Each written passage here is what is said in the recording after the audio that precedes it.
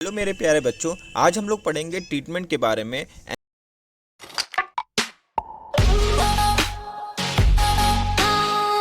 Angina के पहले हम लोगों ने एंजाइना के इंट्रोडक्शन में बताया, फिर उसकी इटियोपैथोजेनेसिस के बारे में बात की, फिर उसके क्लिनिकल मैनिफेस्टेशन के बारे में बात किया। ठीक है, आप बच्चों यदि पहला वीडियो नहीं देखे हो इसका, ठीक है, जो पार्ट है तो वो ज़रूर देख लेना, मैं इसका लिंक डिस्क्रिप्शन में दे दूँगा। ठीक है, तो बच्चों आपको ज़रूर वो चीज़ समझ में आ गया होगा क्या होता है एंजाइना, टाइप्स क्या होते हैं, फिर उसके क्लिनिकल मैनिफेस्टेशन क्या होते हैं, इटियोपैथोजेनेसिस क्या होती है। मैंने सारा चीज़ डिटेल में पढ़ाया है, आप ज़रूर उसको देख लीजिएगा। ठीक है, तब ये वीडियो स्टार्ट करिएगा तभी मज़ा आएगा पढ़ने में। ठीक है, तो आइए देखते हैं, पहले ट्रीटमेंट की बात करें, मतलब कि मैनेजमेंट की बात करें उसके, कि कैसे मैनेजमेंट करेंगे। ठीक है, उसके फार्माकोथेरेपेटिक्स की बात करेंगे। ठीक है, तो बच्चों पहले तो हम लोग पहले बात करेंगे, कोई भी चीज़ यदि बात होती है तो नॉन फार्माकोलॉजिकल से स्टार्ट होती है, फिर फार्माकोलॉजिकल की ओर जाते हैं। ठीक है, ठीक है, पहले क्या हम लोग घरेलू इलाज कर लेते हैं। ठीक है, ऐसे देखो सही हो रहा है कि नहीं हो रहा है। ठीक है, और पर एक चीज़ मैं बता दे रहा हूँ कि आपका दोनों एक साथ होना बहुत ज़रूरी होता है। यदि आप नॉन फार्माकोलॉजिकल ट्रीटमेंट नहीं करेंगे फार्माकोलॉजिकल के साथ, तो आप जल्दी जो है रिकवर, जो है जो कोई भी पेशेंट हो वो नहीं सही होगा, कोई भी डिजीज़ हो। ठीक है, तो इस चीज़ का हमें याद रखना है, ख्याल रखना है, तभी आगे बढ़ना है। इस कारण जो है नॉन फार्माकोलॉजिकल के ऊपर भी हम बहुत ही ज़्यादा ध्यान देंगे। तो देखिए, अब देखिए किसी को एंजाइना है, ठीक है, तो उसके लिए क्या करना है, अवॉइड एक्सर्शन, कोई थकाने वाला काम ऐसा नहीं कर दो भाई कि फिर से दिक्कत कॉज कर दे। ठीक है, take a rest during the acute stage. ठीक है, जो शुरू का स्टेज है उसमें रेस्ट लो, लाइफ स्टाइल मॉडिफाइड करो, बर्गर और चाउमीन ले फास्ट फूड खाए जा रहे हैं, तो ये सब चीज़ें बंद करो, ये सब चीज़ें बंद करो, क्योंकि ये सब चीज़ें जो होती हैं एथेरोस्क्लेरोसिस को बढ़ाती हैं। ठीक है, बैड कोलेस्ट्रॉल को बढ़ाती हैं। ठीक है, एलडीएल को बढ़ाती हैं, दिक्कत कॉज करेगा। ठीक है, स्मोकिंग बंद करो, स्मोकर हो तो रिस्क फैक्टर है। वेट कंट्रोल करो यदि हैवी वेट है तो। ठीक है, और भी बहुत सारी चीज़ें आपको देखने को मिलती हैं, योगा करो, एक्सरसाइज करो। ठीक है, ये सब चीज़ें आप लिख सकते हैं इसके अंदर। ठीक है, तो ये सब चीज़ें जो होती हैं ये कम करती हैं, हाइपरटेंशन की चीज़ें भी लिख सकते हैं इसमें। ठीक है, अब देखिए फार्माकोलॉजिकल ट्रीटमेंट की बात करते हैं हम, इसके अब ड्रग की बात करते हैं कि आखिर क्या करेंगे इसमें। तो when ever the patient complain in left side बोले तो लेफ्ट साइड, ठीक है, आपके बायां। ठीक है, रेट्रो स्टर्नल चेस्ट का मतलब होता है बच्चों, स्टर्नल बोन को आप जानते हो ना, हाँ हाँ, जिसको हम लोग ब्रेस्ट बोन करते हैं उसके पीछे। ठीक है, तो उसके पीछे का बोला है पार्ट, तो रेट्रो स्टर्नल चेस्ट देखो ऐसे है, ये रहा रेट्रो स्टर्नल, ये देखो ये पर्सन है, इसके जो होती है ये यही होती है आपकी स्टर्नल बोन। ठीक है, जिसको चेस्ट बोन कहते हैं, और इसके पीछे दर्द। ठीक है, तो यही चीज़ है, देखो रेट्रोस्टर्नल चेस्ट पेन इसको कहते हैं। लेफ्ट आर्म में हो रहा हो, आपके शोल्डर में हो रहा हो, जा पेन में हो रहा हो। ठीक है, या first ask yourself, is it related to your heart, क्या आपके हार्ट से रिलेटेड है, वाज एसोसिएटेड विद स्वीटिंग। ठीक है, तो ये कुल मिला के इसमें ये मोटा मोटा बोला है कि आपके यदि जो जिसको ये हो रही कंडीशन हो रही है, उसके लेफ्ट साइड में दर्द हो रहा है, उसके लेफ्ट आर्म में दर्द हो रहा है, रेट्रोस्टर्नल चेस्ट में हो रहा है, मतलब चेस्ट के पेन लग रहा है कि दर्द है खूब तेज, फिर शोल्डर में हो रहा है, जा में पेन हो रहा है। ठीक है, जा जानते हो ना, हाँ, जा पेन हो रहा है, तो ये सब चीज़ें जो कंडीशन हो सकती हैं।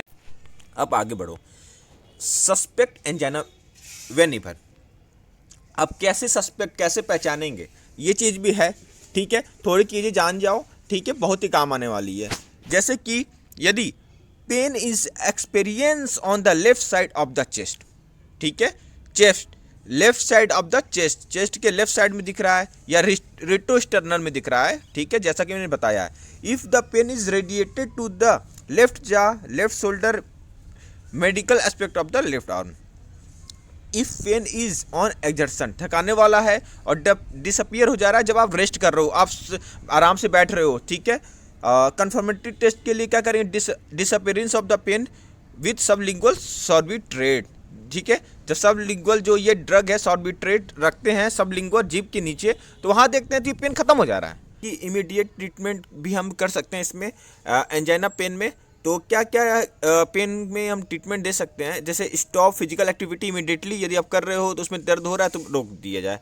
ठीक है, एडवाइस दी जाती है। और एक टेबलेट होता है, इसको कहते हैं आइसोरडिल या सॉर्बिट्रेट अभी हमने बताया है, इसको 5 से 10 mg जो होता है, 5 से 10 mg according to your pain, ठीक है, सब लिग्वल इसको रखते हैं, ठीक है। इसका जो तो इसको जो रखते हैं, या फिर हम दूसरा ड्रग दे सकते हैं एनजाइस्ट, ठीक है, ठीक है, ANGISCD, ठीक है, एनजिस्ट 0.5 mg सब लिग्वल इसको भी रखते हैं, जो कि इसका साल्ट जो होता है, ये ब्रांड नेम था नाइट्रोग्लिसरीन, ठीक है।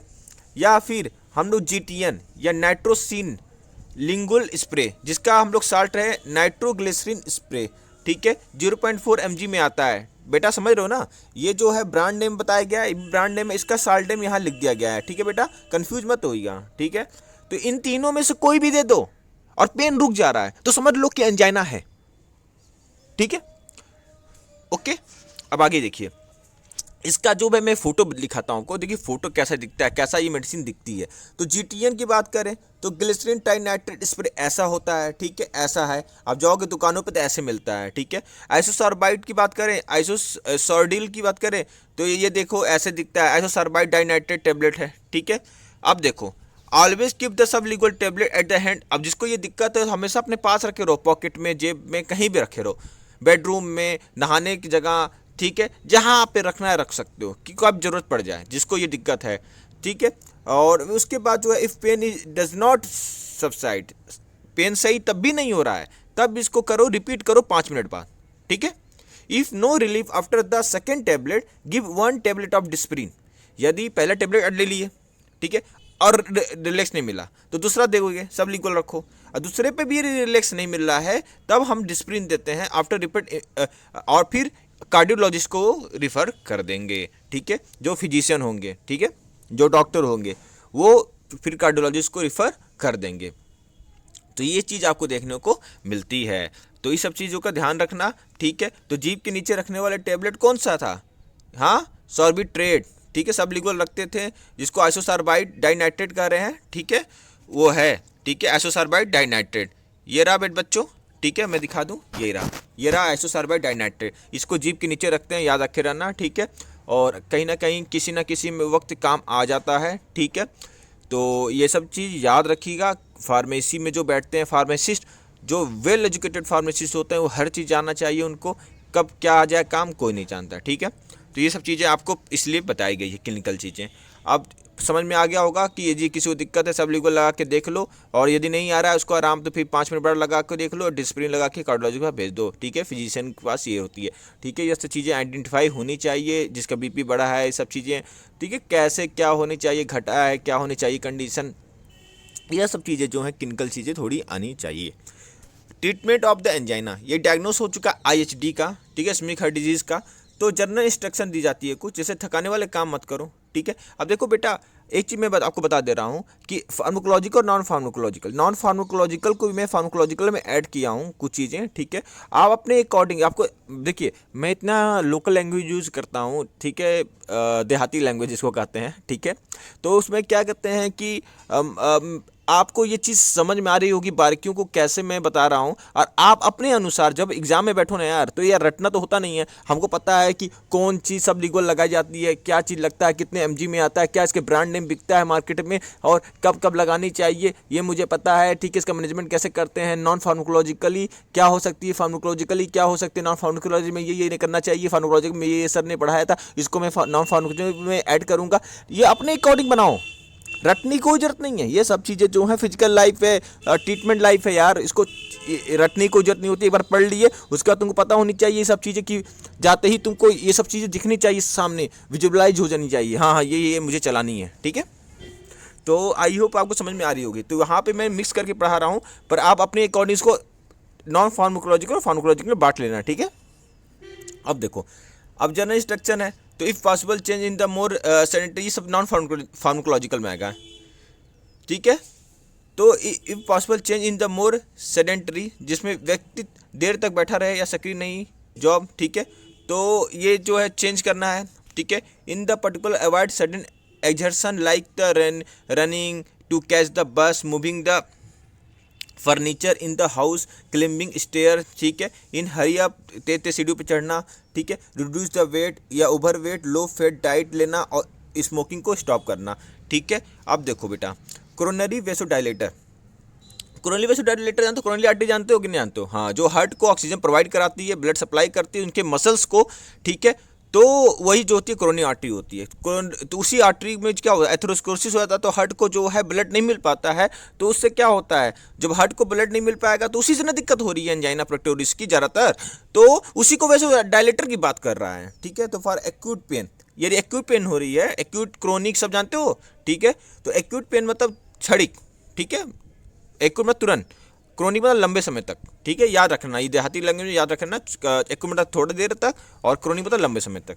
तो एक्यूट मतलब होता है जिसमें सॉर्बिट्रेट वही 5 से 10 mg आइसोडील, ठीक है, सब लिग्वल, और टेबलेट NG 0.5 mg सब लिग्वल, नाइट्रोग्लिसरीन GNT, वही सारा चीज़ जो है यहाँ पे रिपीट किया गया है। और सीट बैठ जाओ कुछ देर तक, डिसअपियर हो जाएगा ये चीज़। फिर 24 आवर प्रोटेक्शन, तो इसमो 20 mg देते हैं, या BD, ठीक है। इसका साल्ट जो होता है आइसोसॉर्बाइड 5 मोनोनाइट्रेट। आप फार्माकोलॉजी पढ़ रहे होगे, आपको वहाँ पे सब चीज़ें क्लियर हो जाएंगी कि क्या सब चीज़ एक्शन ऑक्शन होता है, ठीक है। ये फार्माकोथेरेपेटिक्स है, इसको समझो। टैबलेट इम्यूनिट 30 से 60 mg OD देते हैं, स्लो रिलीज होता है। और टैबलेट डिलजियम 30 mg TDS देते हैं, ठीक है। इन तीनों में से कोई भी दे सकते हैं, ठीक है, 24 आवर प्रोटेक्शन के लिए। यहाँ पे रहा, तो यहाँ पे देखो वही चीज़ है, आइसोसॉर्बाइड का भी मैंने बना दिया, एबोर्ड कंपनी का आता है, इसमो आइसोसॉर्बाइड मोनोनाइट्रेट, एबोर्ड का याद कर लेना, इसका ब्रांड नाम इसमो 20 याद कर लेना। एबोर्ड अच्छी कंपनियों के हमेशा ब्रांड याद होनी चाहिए, ठीक है। फिर यहाँ पे याद कर लो बेटा, डिलजेम 30, ठीक है, डिल्टियाजेम हाइड्रोक्लोराइड टेबलेट, ठीक है, इसको भी याद होनी चाहिए आपकी। कोरोनरी आर्टरी का आपका फिगर बता देता हूँ मैं, ये देख लो बेटा। कोरोनरी आर्टरी में क्या होता है, left coronary artery, right coronary artery जो ऑक्सीजन सप्लाई करती है हार्ट को, ठीक है। थ्रोम्बोटिक्स, एंटी थ्रोम्बोटिक्स क्या होता है पहले तो ये जान लो, ठीक है बच्चों। तो एंटी थ्रोम्बोटिक का मतलब होता है, anti thrombotic agent is a drug that reduce the formation of blood clot, जो ब्लड क्लॉट होने से रोकते हैं। तुमको आगे मैंने पढ़ाया था पहले ना कि कैसे कैसे जो है फैट डिपोजिशन हुआ, कोलेस्ट्रॉल डिपोजिशन हुआ, उसके जो एरिया को सकरा किया पाइप के, ये रहा पाइप आपका, इसको सकरा किया, फिर जो है वहाँ क्लॉट बन गया, ठीक है। मैंने आपको पढ़ाया है, ठीक है, आप भूलिएगा मत, पिछला वीडियो जरूर देखिएगा, ठीक है। तो फॉर्मेशन ऑफ ब्लड क्लॉट, ठीक है, तो वहाँ पे हम एंटी थ्रोम्बोटिक कैन भी यूज़ करते हैं, ठीक है। Therapeutic and prevent the treatment of the dangerous blood clot, ठीक है। तो यहाँ पे यूज़ करते हैं एंटी थ्रोम्बोटिक एजेंट, ठीक है। तो यहाँ पर देखिए टेबलेट कौन कौन सी यूज़ करते हैं बेटा, तो इकोस्प्रिन, एस्पिरिन जिसको कहते हैं 150 mg में 75 mg OD देते हैं आफ्टर द फूड, ठीक है। High risk case recent MI या एड एंटीप्लेटलेट रिसेंट, तो उसमें हम दो को ऐड कर देते हैं क्लोपिडलेट 75 mg OD, जिसको असाल्ट होता है क्लोपिडोग्रेल, बहुत नाम चलता है बेटा, क्लोपिडोग्रेल का बहुत नाम चलता है, मैं तो साल्ट से ही मुझे याद है 75 mg आता है क्लोपिडोग्रेल, ठीक है। और फिर चलता है इसका पैरासूडेक 10 mg, ठीक है, जिसको पैरासूग्रेल कहते हैं, ठीक है, इसको भी याद रखना, दोनों में से कोई भी जो है ऐड कर देंगे इसमें एस्पिरिन के साथ, ठीक है, तब देंगे। इसका कम्बिनेशन फॉर्म भी आता है, यहाँ पे नहीं दिया हुआ है, एस्पिरिन और क्लोपिडोग्रेल और इन सब का कम्बिनेशन फॉर्म भी मिलता है एंटी थ्रोम्बोटिक एजेंट ग्रुप में, ठीक है बेटा। अब देखो ये रहा आपका फोटो, जिसमें आप देख लीजिए, तो क्लोपिडोग्रेल ऐसे दिखता है आपका, और आपका देखिए एटरोस्टेटिन भी आता है, ठीक है, ये ऐसे दिखता है। तो ये क्या है, तो देखो यहाँ पे आता है, इसका नीचे हम देंगे, तो control the atherosclerosis and stabilize plaque. तो उसके लिए हम लोग क्या करेंगे, तो उससे पहले इसको देखने से पहले एक और चीज़ और हमारा छूट रहा है, जिसमें देखिए for convenient prescribe A combination like the, आप देखिए कम्बिनेशन भी हम यूज कर सकते हैं, यहाँ पर देखो दिया गया है जैसा कि मैंने बताया था, ठीक है।